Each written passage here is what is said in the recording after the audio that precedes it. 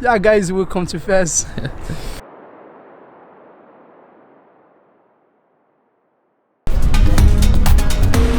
Such an amazing country.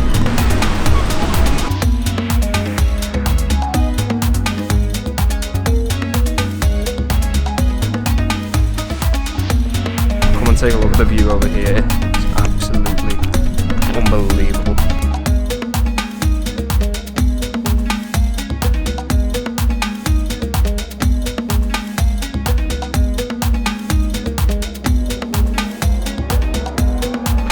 This is absolutely breathtaking.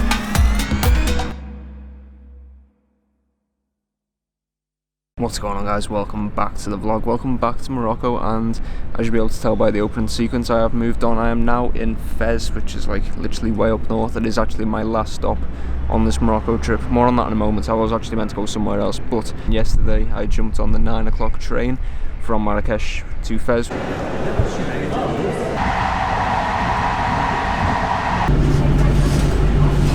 Which was due to arrive at like 4 o'clock.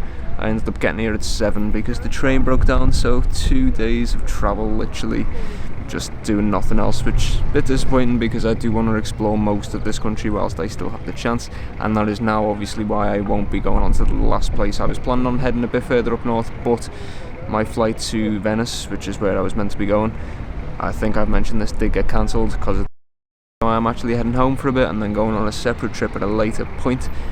But now it's all a bit rushed. I have 2 days left here in Fez, 2 to 3.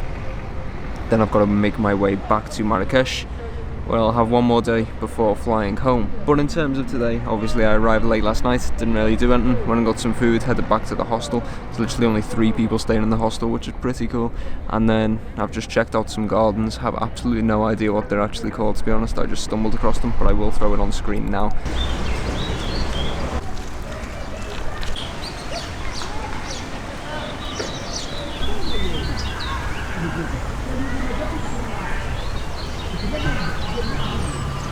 Whatever in Fez, you can go and check them out yourselves. And then basically the guy at the hostel last night gave me loads of things to do today, which I'm going to go and check out. One was the Royal Palace. I started walking there and then realised it's like 30 minutes in the complete other direction from everything else, so I'll probably save that for tomorrow. It's super warm in Fez today, which is amazing because I know the weather back home is not great, but it's around lunchtime now. I've already had one coffee, probably need a second. Might go and get something to eat and then carry on exploring. Let's go and do that right now.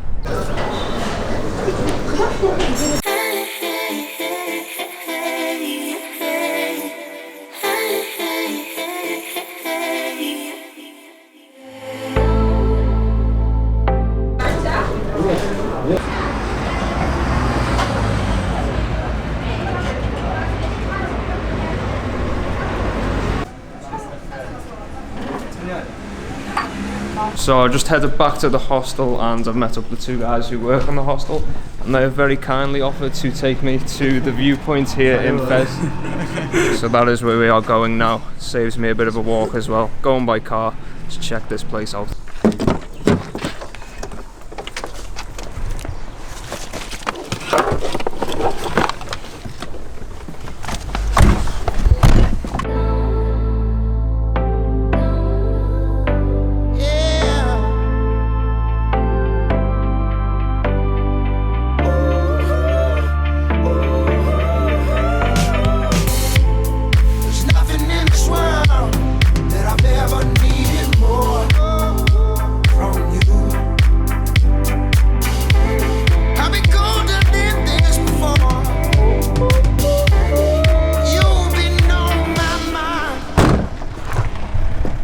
So I think we have actually arrived at the viewpoint.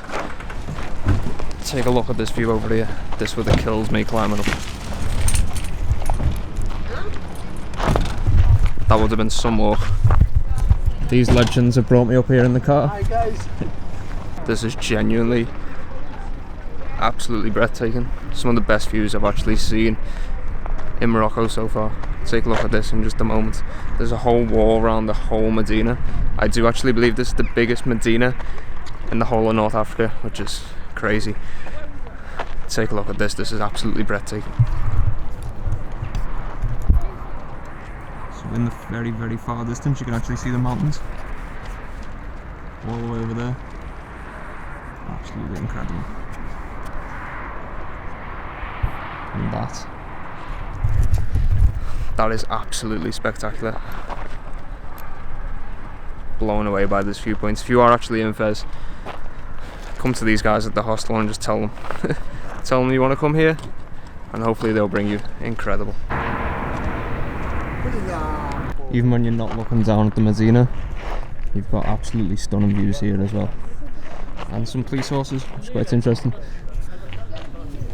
This whole place is absolutely amazing. You've literally got a full view of the entire Medina and the whole wall that runs around it.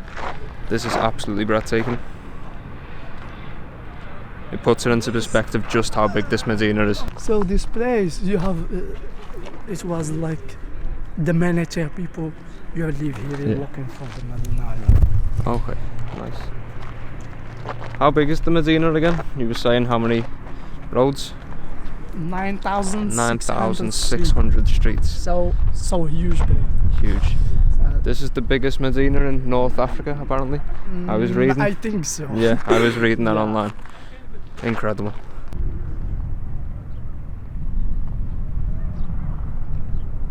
Even on this side of the viewpoint, it's not quite the Medina, but it's still incredible.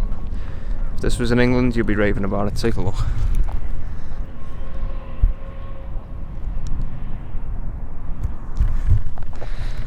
That's why you should always ask the locals what to do when you come to a place, because they literally just brought me here. They didn't have to, but honestly, incredible, this place. So the whole Medina is actually a UNESCO World Heritage Site, which is pretty incredible. Now we're moving on to the tanneries and university, which I believe are both also UNESCO World Heritage Sites. It's the oldest university in the world as well.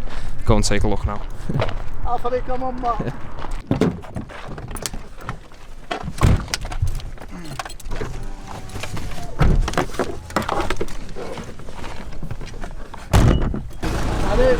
Thank you. Thank you.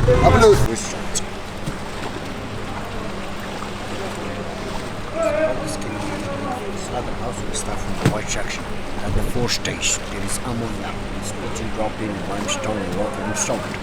Limestone to get the wood from the skin to get the hair. Pigeon dropping has acid, ammonia, and natural to make leather soft and to open the pores of the leather. So as the skin, we got sheep skin, goat, cow, camel. For the workers, should they work steady, get pencils and both their gloves because lime burn. After that, we move them to machine washing. Machine.